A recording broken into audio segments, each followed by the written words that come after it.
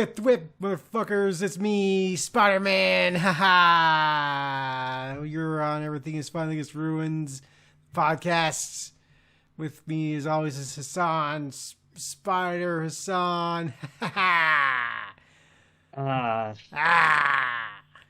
hey, What? which What? universe are you from exactly? Like two. Two? Just two. Yeah, just two. Number two. Okay. All right. Note to self: Yeah. never visit Universe 2. Well, it's the one you're currently in, so like you've already visited there, or you're Ah, from that here. explains why this Spider-Man sucks. Oh, come on. I get stuff done. I'm a good Spider-Man. I web up the bad guys. I eat the radioactive bugs. I'm sorry. You eat the bugs? I mean, it's how I get my powers. Yeah, I eat a fresh radioactive spider every day. Sorry. Where are you getting regular radioactive spiders from? I mean, there's a radioactive. There's a nuclear power plant in Idaho, and there's also that one that was in Ukraine. You know, the one that. Yeah, Chernobyl. Yeah, that's the one. Yeah. I just get those spiders imported. And I just eat them with a fistful. It's great. It's a good time. Yeah. You're a bad spider. Somehow, you might be the worst Spider-Man in the Spider-Verse. But Whippy. Whip. One of them is a horse, and I still think it's a better Spider-Man than you are. No, that's a spider horse. By definition, I'm pretty sure. Yeah, well, it's still part of the Spider-Verse, so, you know. Well, let me tell you. Well, let me ask you this, Hassan. Can that spider horse steal a car? I would assume it can. I don't think it would, but I don't see why it couldn't. Oh. Could it? I don't know. Just in theory, could it, like, I don't know, save a child's balloon? Yes. Oh. Yeah, absolutely. Yeah, that's not hard. Oh. Could it? I don't know. Here's the one. Could it, like, climb atop a tall building and then jump off to its impending death, and then just the last second swing away, only barely scraping its knees? Oh, okay. Yeah. Yes. All the spider things can do that. 100% of them. Oh. Well, I guess I'm on par with most other spider people in the Spider-Verse. On par. Hell yeah. We might say below par, honestly. Would we? Because, like... Yes. Yeah. Yes. Are you sure? Very. Are you sure? Your face isn't even covered. Well, it doesn't have to be. I'm like the only spider person. Why would I wear a mask? It has to be. That's a part of it. It really doesn't have to be. It's... Why do I want this covered? This is the moneymaker. That's what they say about spider peoples. That the face is the moneymaker. It's the face. Prove me wrong. Come on. What spider person doesn't have a good face? Even the horse does. We all know this. I mean, Spider Pig. He's got a good face. You leave Peter Porker out of this. Look, don't take this the wrong way. Do you want to...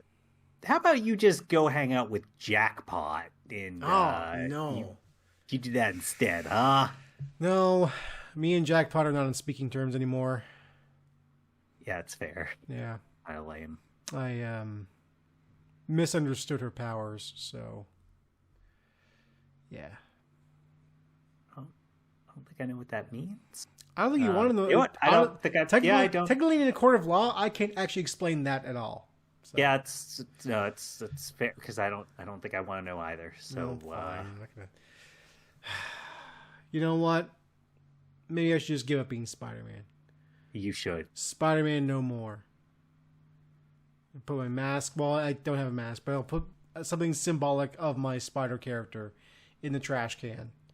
I'll walk away from it forever. But then, only then, will I lead a series of small events in my life that lead me back into being Spider-Man, realizing that I am the only one that could be Spider-Man. Oh, yay. Story we've never seen before. No, it's a perfectly original story, yeah. Can your girlfriend at least be a water clone? Yeah, sure. Great. That's my favorite dumb Spider-Man thing still. So stupid. Well, now that I'm done being Spider-Man for, I don't know, at least 2 or 3 issues. That long, huh? Yeah, that long. What are we here to talk about today, Hassan? Well, Tristan, today we're here to talk about Across the Spider-Verse, the 2023 sequel to 2018? 2017? 2018, there it is. Okay, 2018's Spider-Man Into the Spider-Verse. Whoa! And the reason that I want to talk about this movie, even though I would not particularly label myself a big Spider-Man fan, I quite enjoyed the first movie. But the reason that I want to talk about this sequel is because, I only got around to watching that recently, as in the last couple of weeks. Months for me, yeah. Here we go. But the second thing is that I came away from that movie feeling very different than a lot of people, and I certainly have some criticism of it. And not to say that nobody else was out there criticizing this film. I didn't go looking for any criticism of it, but one thing I will say is, at least on social media and just general chatter, it seemed like people only had praise for this film and nothing bad to say about it. More or less, yeah. Mm-hmm. I felt very differently towards this film, and I think normally we talk about things a little bit more chronologically. With this, just because of some of the things I want to talk about, my feelings on it. We're going to get into the end of that movie very quickly and spoilers of it. But the place where I want to just really start, and the thing that I had the toughest time with the film, and for a lot of it was a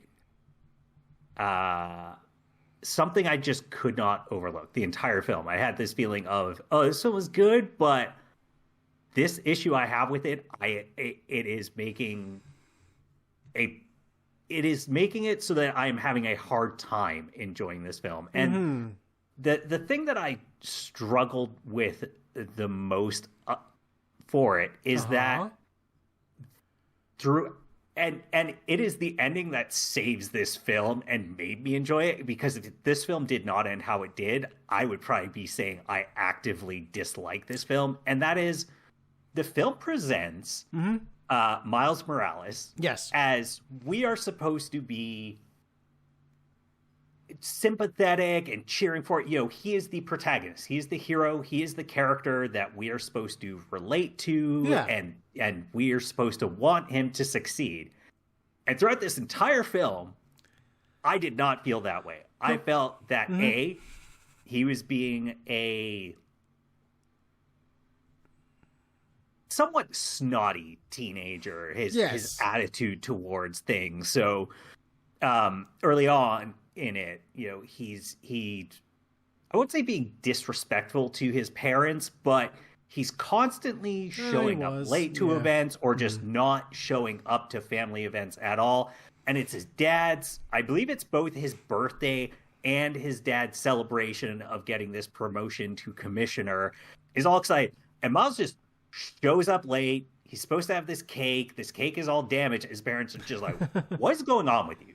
You know, let's just have a talk, okay? What's the deal here? We want to support you. We want to be there for you. We just won't talk." Like, fine, be that way. And there's like, what way? We're trying to, you know. Yep. They're trying to we're reach trying out to start this. Parents. We're trying to reach out, and you're just going, we wouldn't get it. We suck. We're the bad guys. And they're totally not. And then the other part of it being, so kind of the big part of this film is that Miles eventually meets a bunch of new Spider-Men, and there is the Spider-Mans. I don't know I forget what their central hub is called in the movie where Great question. I'm not sure what it, I can't remember what it is called anymore. It's been a while since I've seen it, so. Let's call it Spider-Person HQ that exists in between other realms. And so the web. He gets there, he eventually learns that, hey, they didn't want him there because the every Spider-Man goes through this traumatic event, and it's what makes them a Spider-Man. Yep. And that event is a police commissioner dying. Yeah. The commissioner is his father, so like, we didn't want you here because we didn't want to have to tell you your father is going to have to die. We knew you wouldn't agree to that. And he then is so pushing back against this and refusing to accept it, and it drives me insane that this is a film where the crux of this messaging is, and in this film, I think the way that you would word it is actions have consequences. Yes. Right? In that if you want to be a superhero, there are prices that have to be paid as a result of that. Or, to put in another way, with great power comes great responsibility. That's wrong. Don't worry about that. Except that Miles' entire thing is like, no, I don't, like, screw that. We're Spider-Man. We just do the good thing, and then it always works out in the end. And there shouldn't have to be consequences. And it was just driving me insane throughout this film to be like, why? I cannot cheer for Miles in these situations. Be like, yeah, Miles, reject this. You should do what you want. Especially when, let me find his name here. I'm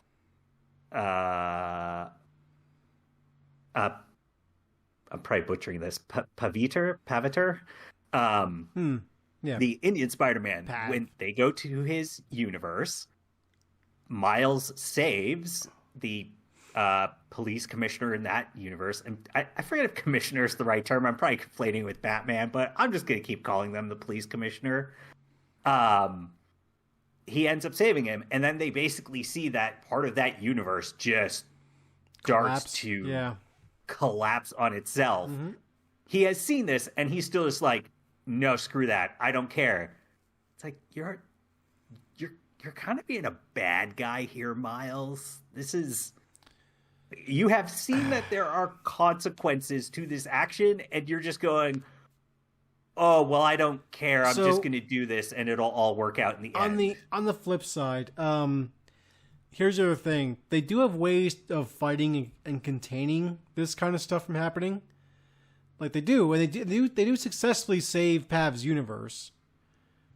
So do they, or are they just like, hey, we've halted the infection, but we haven't necessarily, cured it, right? That is a good question, because that part is a little vague. You're right. It seems like they are there, that they get there and they save the universe. Seems like everything's okay-ish. So maybe they only halted it. I'm not sure. Maybe we'll learn that information in like part 2, if and when that comes out. So yeah.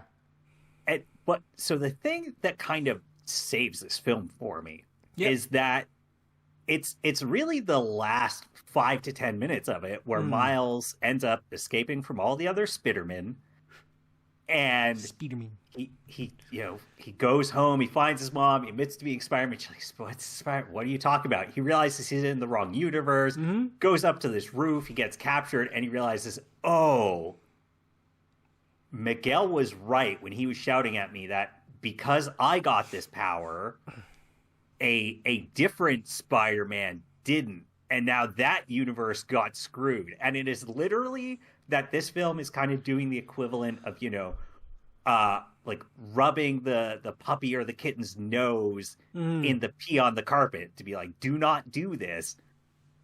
I was like, oh, this kind of saves this film for me, that this film isn't just, I don't want to say lacking self-awareness, but that it's not just going, yeah, with the power of love and friendship, it doesn't matter. And then it's going, oh, no, actually, there may in fact be serious consequences to this. And that, actually, Miles, you do have to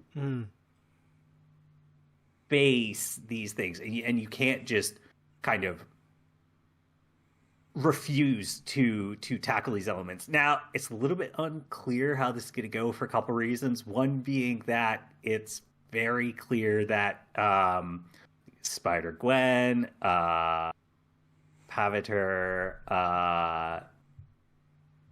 what is his name? The punk Spider-Man, Hobie. Spider-Punk. And then the Peter Parker from whichever universe he's supposed to be, Spider-Pig, Spider-Man Noir, and anime Spider teenager, I forgot her name. Penny Parker, yes. Thank you. They all kind of show up. Also, there's the whole story with Gwen and her dad, and she patches up. So I still think this movie is going to go towards that way of like, but in the end, it all works out fine, which I don't necessarily love that. I think that's how it's going to have to go, but I do appreciate that this movie ends in a way where it isn't just ignoring the idea of, hey, there do have to be consequences that come along with this. You are in a role where you cannot just a role of power where sometimes you are going to have to face situations that the right decision is not the easy one. It's not the clear cut one of, no, you just do the good guy thing and it'll all be fine. It's like sometimes being a good guy not as easy as you think it is, Miles. This is true. It's a little bit of insight into this whole thing with like his dad and shit, because his dad's a police commissioner, blah blah blah. So in the video game, that's the next best thing that everybody knows about Miles Morales is the video games. His dad is dead in those. His dad was dead before he shows up, was he? Oh, okay. No. So his dad dies in the first game, and that's kind of the catalyst that kicks him off being like Spider-Man, essentially. Because he dies, and you're still Peter Parker and that kind of stuff, and then it's like, oh, Miles got the spider bite and that kind of shit. It's the whole thing. But in the original run of Ultimate Spider-Man with Miles Morales, his dad does die in that one too. And his dad he was not a SHIELD agent, but he was a police commissioner or a police officer of some sort. He dies there, leaving him and his mother. In the 616 universe, once they brought Miles Morales from the Ultimate Universe into the 616 universe, the canon, the main canon universe, his dad is still very much alive. There was an event where he was dead, but shit got twisted around, and then his dad came back. Tristan, are you telling me there's a comic book story where a dead character doesn't stay dead? Yeah, it's shocking nobody is on. So yeah, turns out characters come back to life every fucking time in comic books. It's consistent basically. This point. Not watch to it. So here's the thing, though. Uncle Ben. I'm gonna go with Ben and not Owen.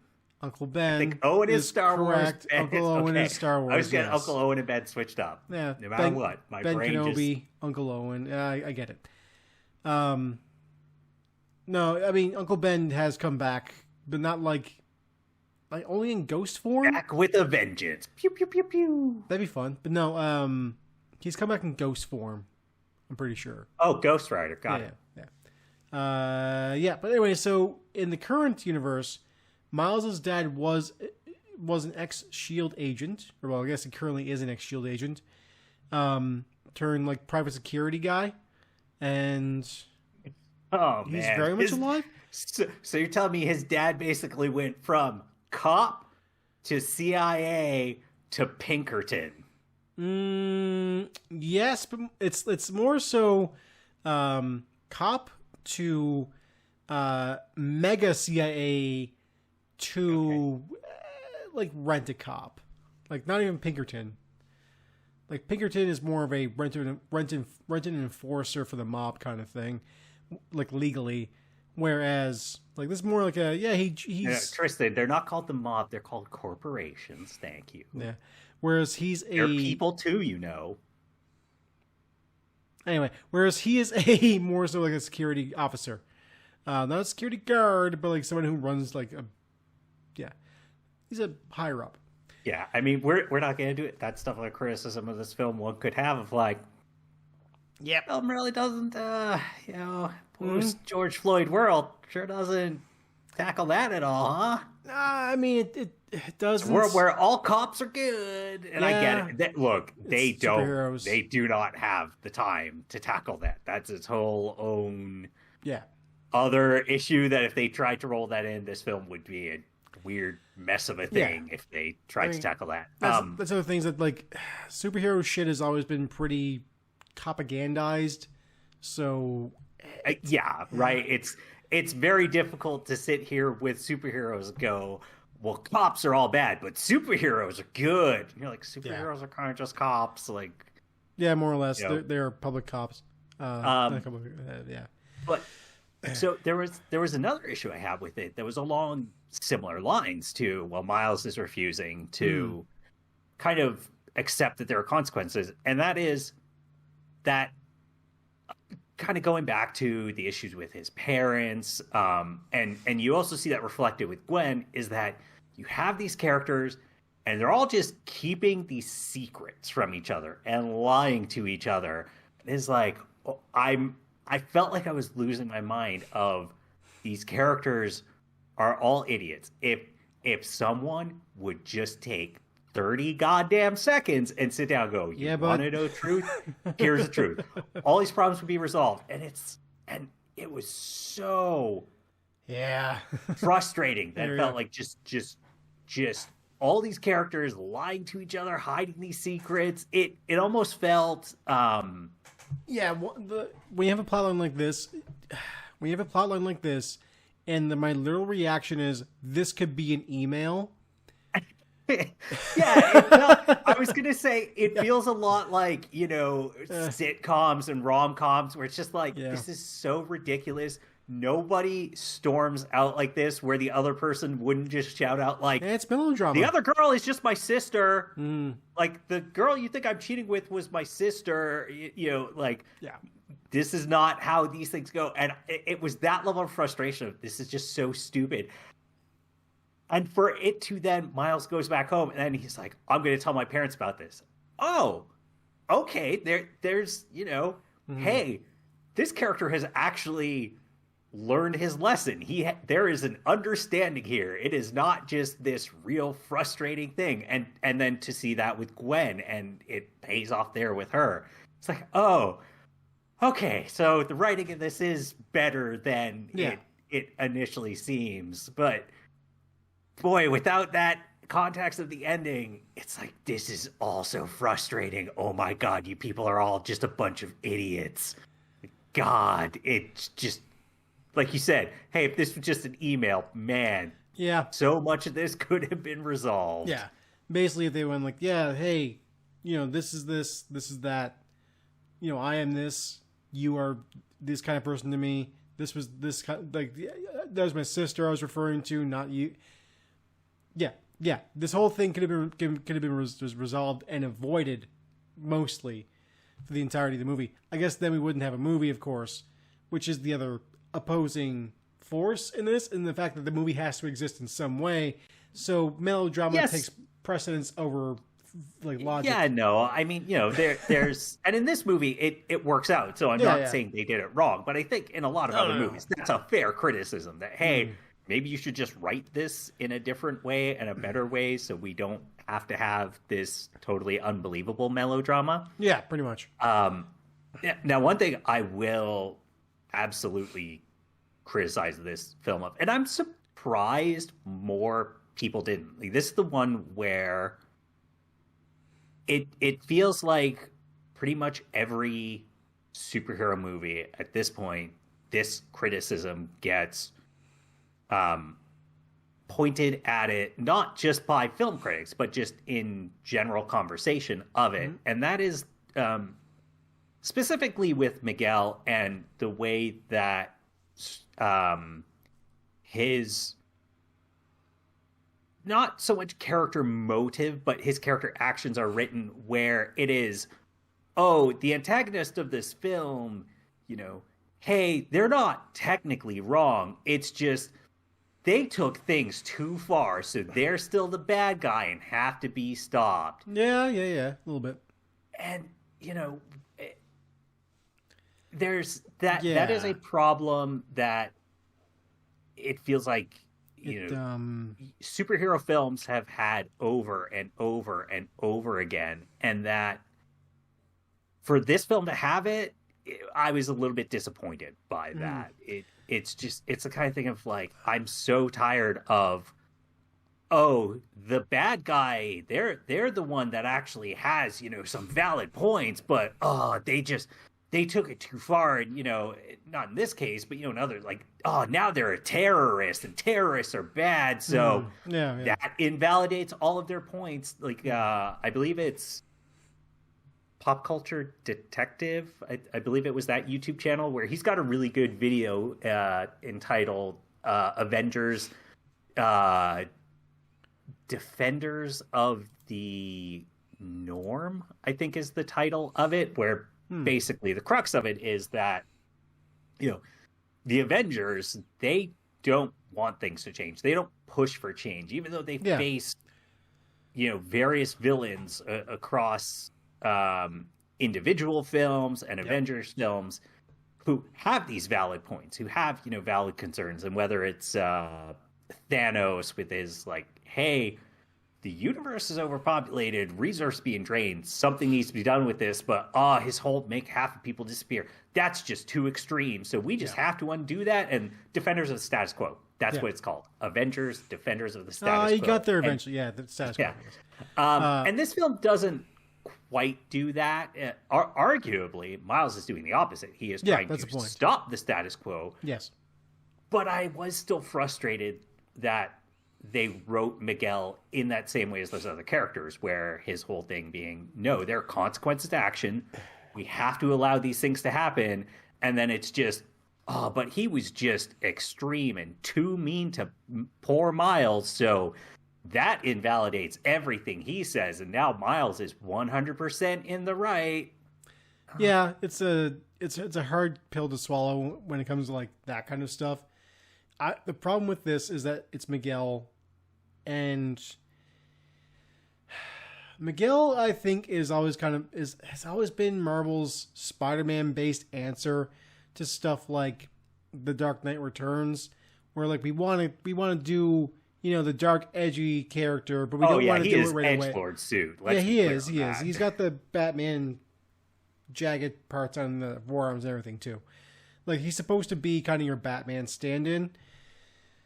So this doesn't surprise me. This characterization has been around for like a long time. They do kind of get him wrong a bit, because he is supposed to be more wisecracking and less grumpy. I see. I didn't mind so much that he was grumpy. It's just more so, how they portray him as, just so aggressively extreme and so unnecessarily cruel and angry, so that we, the audience, are going to, reject his stance. Yeah, and it's just like, it's hard to.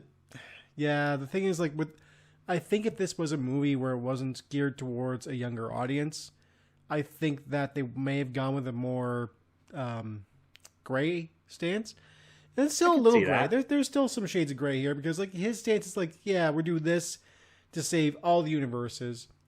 And, if a couple of people die, it's like, that's bad, but it's worse to have all the universes die. Whereas, like, Miles' thing is like, well, fuck all that. I'm going to try and do my thing my way. Which, yeah, of course, it's been working out for him so far. Of course. But with Miguel, like, it's that gray area is still there, and he's trying to be nice about it, but you can tell he's just too tired to care. With that said, he's still, I don't know, like, yeah, they could have just dropped him, just, give him, like, throw him a little bit of a bone, give him a couple of lines that make him a little more likable, maybe. Yeah, I think the one, again, the way that this film ends is such a redemption for this film for me, for lack of a better term, where they do kind of not quite throw him a bone, but they do kind of turn things around and go, hey, actually, maybe that guy was right. Where, they're all trying to rush to Peter's home or Miles' home, and they get there and then they realize, oh no, wait, the whole thing that he was saying about how Miles is this abnormality and he's not right, it doesn't belong. And they get to Miles' universe and it's like, oh, Miles isn't here. Oh no, because Miguel was right. Miles isn't here because he is an abnormality and doesn't. Whoa. Yeah, exactly. It's like, they actually, kind of turned that thing around and went, hey, maybe Miguel right. wasn't so wrong, actually. Some of the things he said were, correct. Now, before we get to some of the other things I want to talk about, I do want to give some praise to this film and not sit here and sound like I hated this film. Visually, the film is stunning. Yes. I don't know if anybody else felt this way. I will say the opening to it, I was actually worried about, because I had heard that they changed the visuals for this movie. And so the way that it opens, where we're in Gwen's world, where that's more of like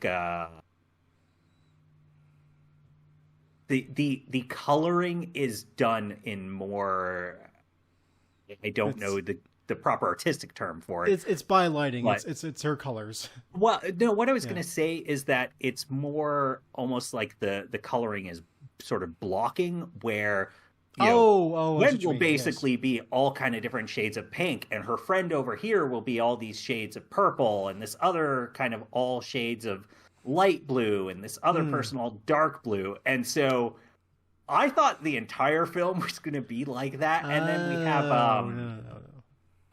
we have that Da Vinci style, Renaissance art style, the Vulture. Yep. And I was like, oh man, 2 hours of visuals like this might be a little much. This would be really good in a short film, but this is going to be 2 hours of the visuals like this. And then we jump to Miles' world and it goes to more what we're used to. And it's like, okay, that is, I could accept that. But it was like 2 hours of this, very blocky art style, where it's like, well, hey, when we do the color, it's, all this area is going to be purple, all this area is going to be pink. Yeah. It's like, that's I don't know. But once we kind of move, and I did like those visuals. It was just, I thought it would be a bit much. I could see that. You're right. But the variety of the visuals in this, fantastic. In particular, I love the gag with the original Spider-Man cartoon when we were in the Spider-Verse, and he's just not animated, basically. I thought that was fantastic. When we get to Paviter, I think it must be Paviter because it's supposed to be a play on Peter. Yeah. It's been a couple weeks since I saw it. His world just it's super interesting, to see this fully fleshed out idea and rendition of what is sort of future comic book India look like. What does that mean? He's a fun character. Hobie being more of a sort of 1980s British comics, not quite going for, like the extremes of a Judge Dredd, but definitely inspired by that just kind of more, raw, visceral punk aesthetic that was really good. Mm-hmm. And then, of course, they throw in, when we get into we were talking about the old Spider-Man cartoon, but, there are a million different Spidermans running around, and a variety of them have their own different art styles. That was good. Riley, you got everybody. There's that one Spider-Man that was made for the movie because it was a fan creation, I believe. Oh, I didn't know about that. Yeah, that's the hacker lady. I can't remember her name. The one who just kind of like lives there working for Ben. Oh, okay. Yeah. I didn't know that. Again, I'm pretty sure the story behind that one is that she is made by a fan who won a contest or something like that. So could be, yeah. I'm not the biggest Spider-Man fan. I personally have never really read the comics, so I knew most of the big ones, but characters like Paviter and Hobie, I was like, have these guys ever actually had their own runs? Are they like, they showed up in one comic or something? Like, no, they've had their own runs. Pavis had his own run, and so has Hobie. Spider-Punk is pre Into the Spider-Verse, actually. Yeah, and that's, you don't need to know those things, but definitely, I was like, I don't know too much about these characters, to be honest. Like, I know who Gwen is, I know Miles, I know Peter, I know Miguel, but some of the other ones, it's like, they could just be making this up. Is Spider-Horse? I don't know. No, Spider-Horse exists. Pretty much everyone in this movie has a place in the Spider-Verse in some way, like canonically, not just in the movie. Everyone? I'm pretty sure. What about the principal at Miles' school? Or guidance counselor? I forget what she was. Then she'd be the guidance counselor. I mean, I don't know if she actually exists in the comic. I was referring to the Spider People only. You were supposed to be the expert here. And I was referring only to the Spider People. I was talking about the Spider People only. What are you talking about? I expect you to know every character who's ever shown up in a Spider-Man comic. Come on. No, I don't. I don't care. What else are you paid for? I'm not paid. Maybe you start paying me. Maybe I'll start being an actual Spider-Man historian. We pay you in copies of Jackpot. So it's worthless. I'm not worth anything to you, is what you're saying to me. Don't worry, the resale value for those will be good someday.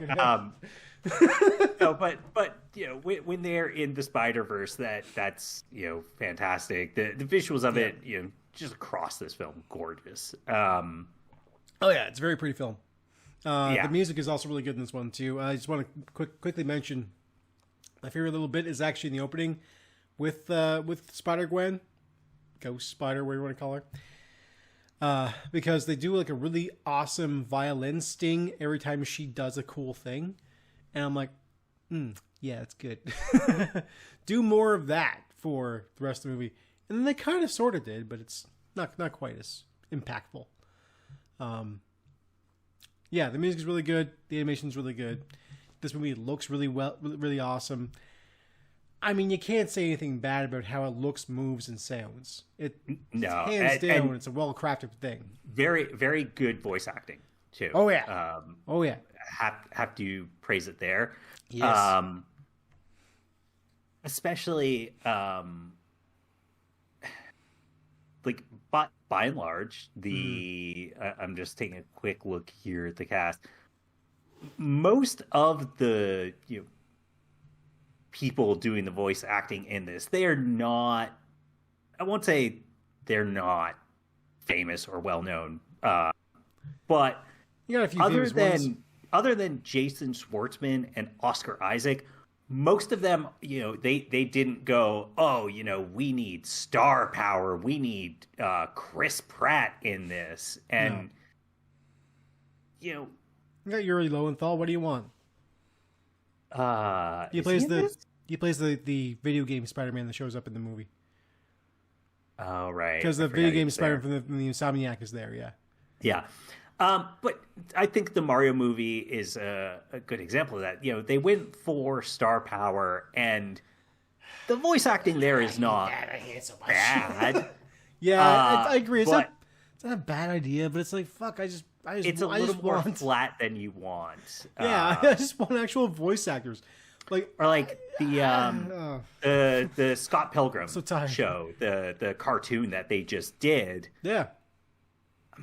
I never watched it because every trailer I saw of it, I just went, oh, they're not voice acting. They're doing acting where they are used to relying on, facial features and animations to get things across. Whereas voice acting, you kind of have to exaggerate or oversell it. What you would think of, oversell, overact things a little more to get it across, because you can't rely on subtle facial things as much. You cannot.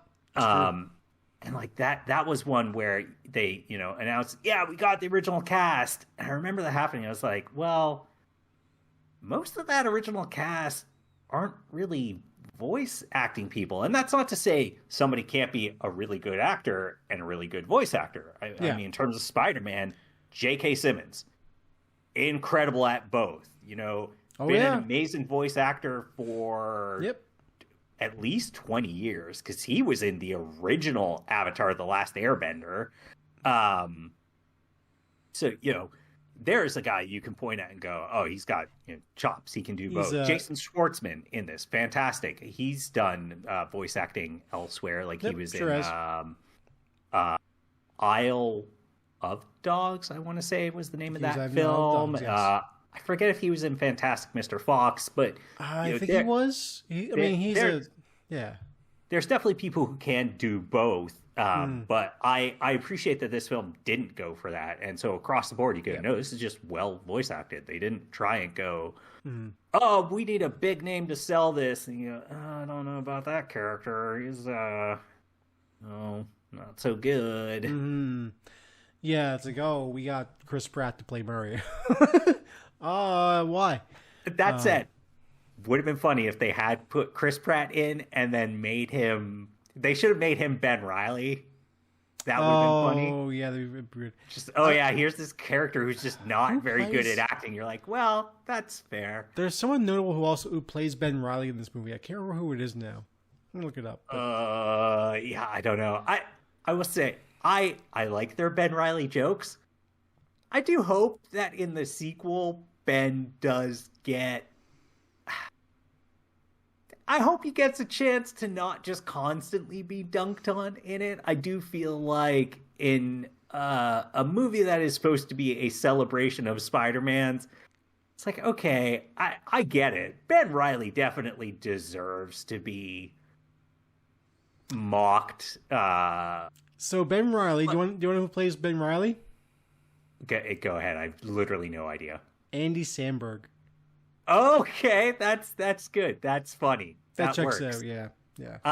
But it's that thing of, I think about it and it's like, well, people have kind of been making fun of Ben Reilly for 20 plus years. That maybe cut the guy a little bit of some slack.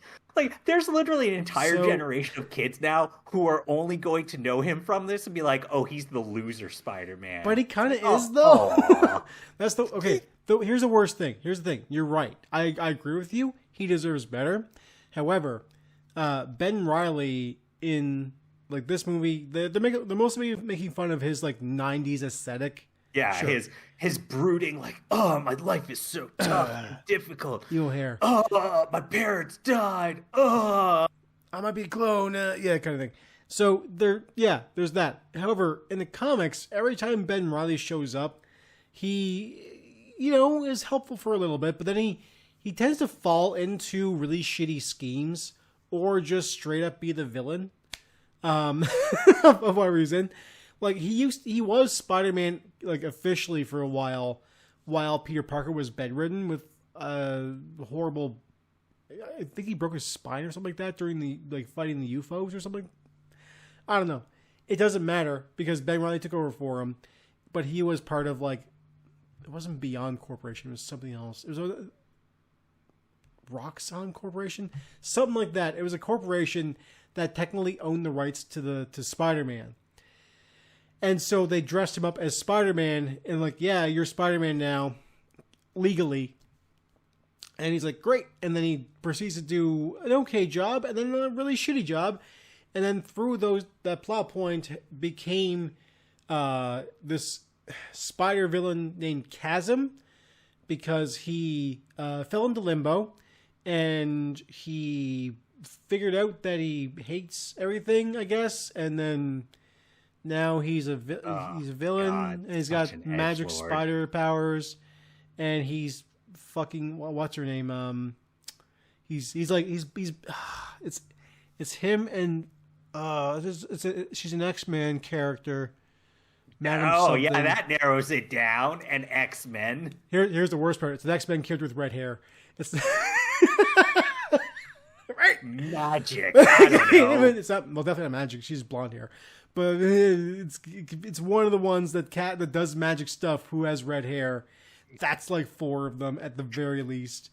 And she's psychic too. So like she just took, to be fair, she's linked with magic. She just took over Limbo from magic. I can't remember her character. I think it's Madeline Pryor. I'm pretty sure it's Madeline Pryor. Sure. But anyway, the point is, he's begging her. No, he does suck, and he deserves his mockery. I just hope he gets maybe a little bit of hey, we're not always gonna just punch down on you. I agree. I wish him well. He has been in previous stories where he didn't suck as much. Yeah, those are comics. No one reads comics. Yeah, that's the thing, though. Exactly. But typically the outlook is like, oh, Ben Reilly sucks because he's like the epitome of the 90s, which we all hate for some reason. And the reason is people just bag on him for being too edgy. Sure, the 80s called, though, they want their crown back from the 90s for being too edgy. Because the 80s and even the 70s were edgier, in my opinion. The 90s were like wrestler edgy. Where you couldn't, it's like we're edgy because we're cool and I'm brooding, but they weren't edgy in the way that like the 80s comics were. Where like, hey, this issue's about fucking doing cocaine. Yeah, this one's I think the difference is Daredevil takes drugs. Was actually edgy, yes, whereas the 90s presents as edgy without actually being like you're lame. It's true. Now, going back to a complaint I have about this film. Oh yeah, right. We're talking about a movie. I was surprised how much people kind of talked about and seemed really hot on the Spot for how little he is in this film. The Spot's awesome. So Jason Schwartzman does he does a really good job here. I can understand why, but in terms of the overall movie, he's irrelevant to it until the very end. Yeah. It's like, oh no, he's gonna doom the entire multiverse. He is kind of the starting incident, wackadoodle character that's being is a pain for Miles. Yeah. And then he just disappears for a solid 40 minutes, an hour of the film. It's less than that, but yeah, you're right. And like that part was weird, but also I didn't hear anybody talking about how he was right about the things he was saying. Everybody just seemed to be like, oh, he's just a fun character. And I'm watching it going, he's actually kind of not. He's actually kind of this poor, unfortunate, tortured character who is sitting there and shouting about how, hey, screw you, Spider-Man. You act without any regard for the collateral damage you cause. You literally destroyed my body, destroyed my life, took away everything that was important to me, and you get lauded as this hero, and I get nobody pays attention to me or cares about me because I'm a freak. And part of why I maybe feel the way I do about this is I have also been playing Like a Dragon Infinite Wealth at the same time, a game that very much likes to focus on the forgotten and the ignored parts of society, be that the homeless, be that sex workers and sort of people who do jobs that society deems not worthy of respect. And so I think part of it is I've been playing at that same time. So having this character who's going, hey, this person who's getting all this attention while I get cast aside and forgotten about and treated like the harm that is done to me does not matter. I think that perhaps made that sting and ring more true than if I hadn't been at the same time. But yeah, I can see that. Like, did nobody actually listen to what this guy was saying? Because he's 100% right of, Spider-Man's running around doing his vigilante stuff without any regard for the damage he causes and the potential harm he ends up causing to other people. And then completely unrelated to this, but I saw someone raise an interesting point that I had never thought of, and it was around Batman instead, but it was around sort of, it was literally somebody asked, like, well, why don't people ever try and go and be superheroes? And somebody's like, well, the problem with that is that then you are trying to commit extrajudicial actions while the police are basically, winking and nodding and being like, we don't condone this and we're not involved in this, wink. And somebody pointed out, like, the second a criminal is captured by Batman, their lawyer's just going to go, no, this guy is clearly a cop who is acting against the, like, requirements and societal protections that are supposed to be there against police brutality. There's a literal spotlight on the cop building that they shine to summon the guy. This bad man. You can't sit here and tell me that this guy is just out there doing it for funsies and not related in any way to the cops. And that, hey, the same thing would happen with Spider-Man, right? Here's this guy capturing people, and it's like, okay, what evidence do you have I was a crip, right? Everybody just goes, oh, Spider-Man webbed me, so I must be a bad guy. Like, what happens when Spider-Man makes a mistake? He shows up, bank robbery. One of the bank robbers yells, oh my God, Spider-Man, it's him. I get webbed. The cops think I'm with them. My life is ruined. Yeah, what if you show up at the bank? What if you were in line at a bank robbery and you happen to be wearing a ski hat and a leather jacket, and Spider-Man just thinks that you're one of the bank robbers? Yeah, it could happen. What does Spider-Man do to make up for? And these are conversations that have happened ad nauseum, right? Yeah. You can't since It's since hard to I've apply. been a kid, people have made, the arguments of like, well, Spider-Man would totally accidentally hurt somebody, and then what happens? Well, he has. Yeah, you're right. Yeah, that has happened in the past, and it's bad. The greatest example the most recent example actually is in Chip Zdarsky's run in Daredevil, where Daredevil accidentally kills a guy, and it's just like, yeah, you got to answer for that crime. And it's a really good like story about like how a superhero should answer for these crimes.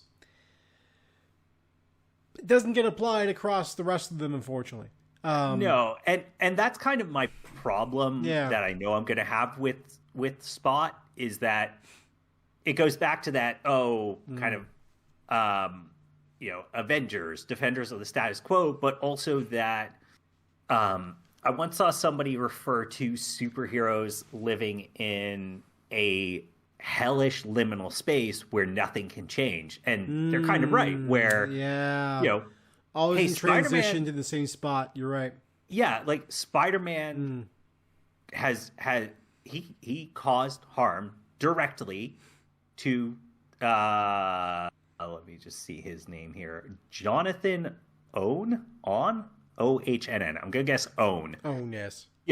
His actions of, admittedly, Jonathan was working for what turned out to be bad guys. He didn't know that, right? He's just doing his day job. It's just a job. This guy, Spider-Man, shows up, vigilante actions, destroys his life, ruins it. Yep.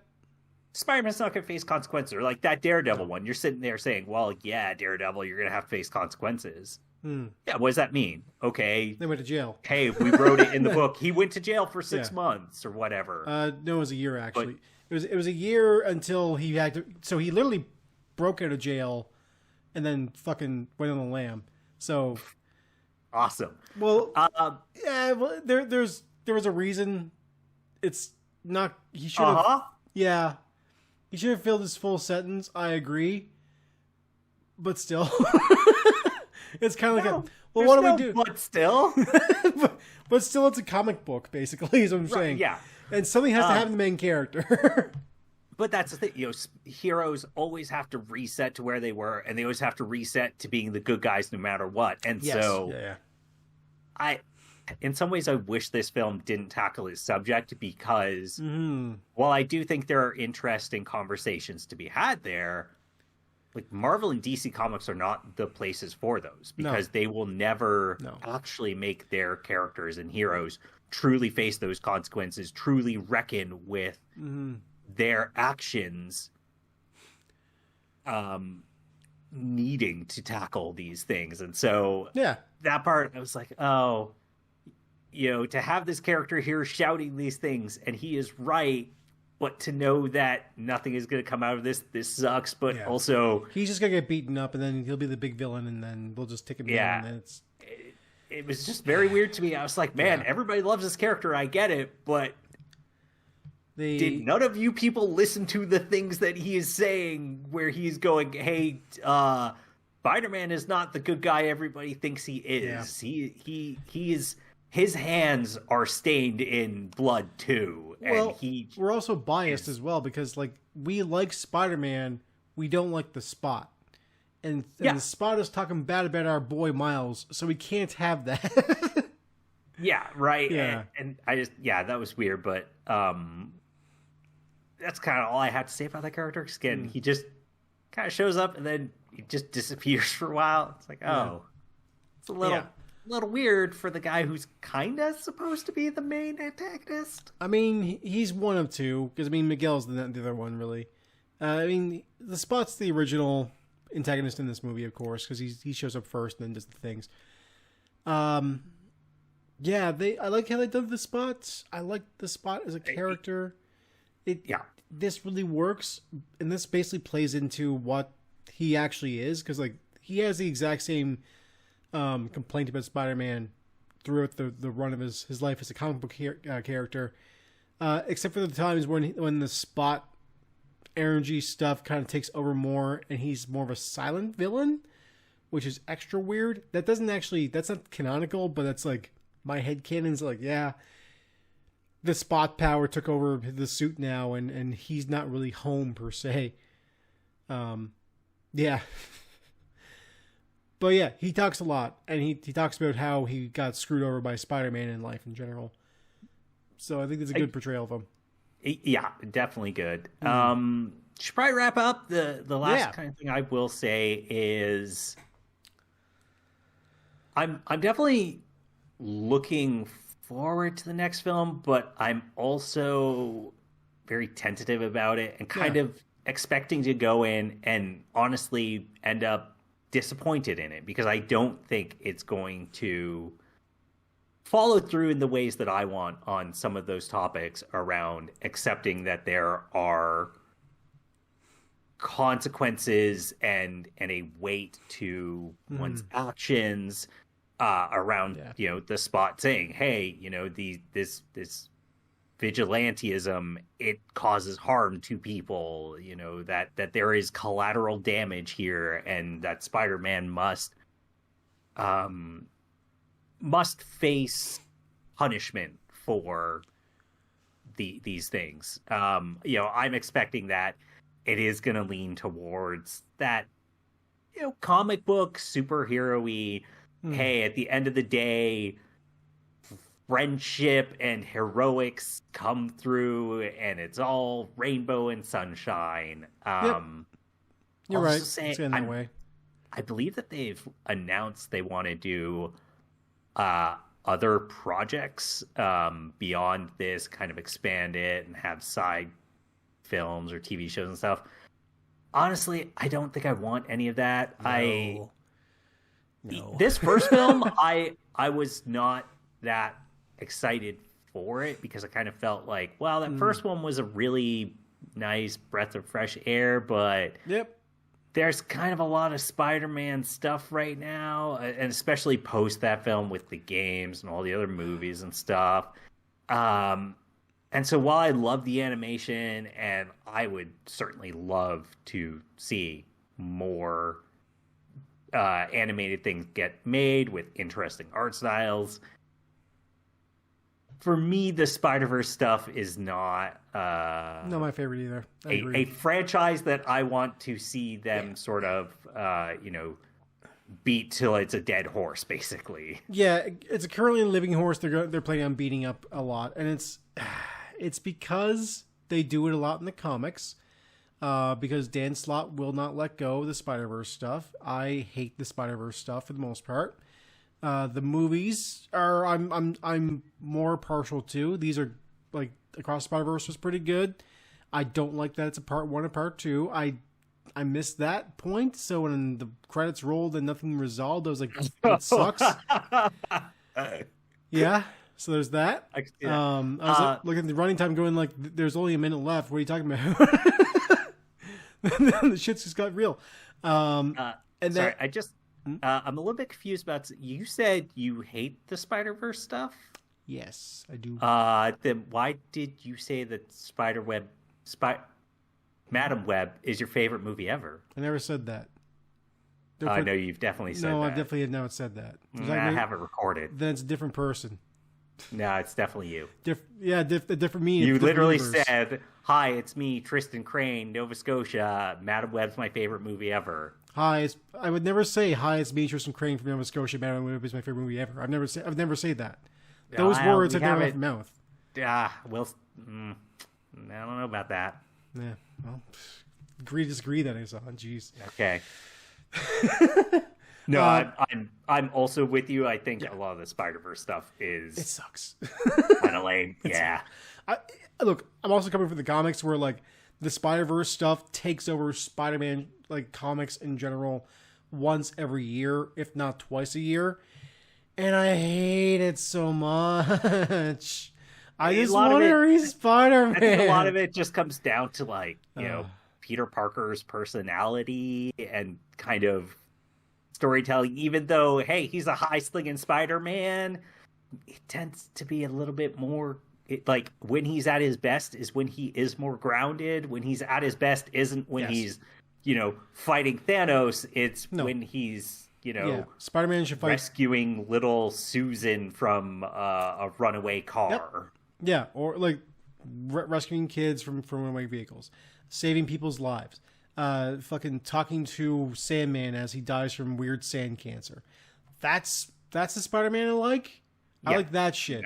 I'm with you. So. Yeah, I don't like it when he's going into weird pseudo space to fight different versions of himself, and then it's dumb. I don't like it. Yeah, so like the idea of them wanting to branch out and you know, yeah, I don't care. Really just drain the life out of this franchise. I'm like, nah. I don't care that much about that. It's like they're gonna do it, fine. I don't give a shit, but they'll definitely do it. They'll definitely do it. I won't watch it. I'll definitely enjoy the next movie probably, but like beyond that, if that's their plan, I'm good. It's literally, I'll watch the next movie and then I'm out. I'm done. It's like, okay, yeah, we got 3 movies out of this. I don't need any more. I'm good. Oh yeah. Anyway, I guess we should wrap up. Yeah, that's all I had to say. Again, enjoyed it, but a lot of criticism, tentative about the next film. So why don't you tell people where to find us? Well, you can find us on Twitter, which is at EIFNIR. Go there and tell us how much you loved Across the Spider-Verse, or yell at me about not liking the Spider-Verse stuff in general. I know I have gotten that in the past. When I said, I think this is dumb. Sorry. Anyway, it doesn't go to our iTunes, Spotify pages where we, this podcast, the audio version, you can be a fan of this show. And then go to YouTube where you can find the video you're watching right now. You just go there again, I guess. Give us another click. Do the buttons below or wherever they move to in the future of YouTube. I don't really care. Click the thingies which make the video go good. Yes. You also share the show with your friends. If there's like 1,000 alternate versions of your friend, get them to listen to our show and watch the show, and then I'll click the weird buttons that do the good things. Yes. Also, yeah. I was just gonna say, if one of our listeners has the ability to cross universes and dimensions, do that, but maybe also use that ability for more than just listening to podcasts. I feel like if you could travel between dimensions, maybe you could use that power in some ways to help solve global warming and stuff. What else is more important than listening to our show? Global warming, famine. What are they going to do? What are they going to do with famine? Diseases. I don't know if you could travel between dimensions. I assume one of them has solutions for these things. I think you're assuming that, maybe one of them would. Maybe one of them would. Well, maybe let's not put all of our eggs in one basket in one dimension. But regardless, while you're doing this, though, to try and find the one dimension that has global warming and all diseases solved in the history of ever, and famine and war and all that stuff, while you're traveling to that dimension, trying to find that one golden spot, perhaps share our show across the thousands of other dimensions that are failures. Just like ours. Yeah. Also, you go and listen to our friend's tunes. That's djdane.com. The guy that does our music, djdane.com. Listen to his great tunes. And just maybe take him along for the ride in your multiverse crossing adventure. I there's think probably an evil version of him. That seems dangerous. Yeah, it does. But there's also probably an evil version of him you're going to encounter. And he's probably going to try and, kill the good version. They have to decide which one's the good one, which one's the evil one, because they both look the exact same. It's going to be a whole thing. I think he'll be down for it, though. Choose wisely. Anyway, that's it for our show. Tune in next time for another Echeveria episode of Everything is Fun is Ruined. See ya. See ya.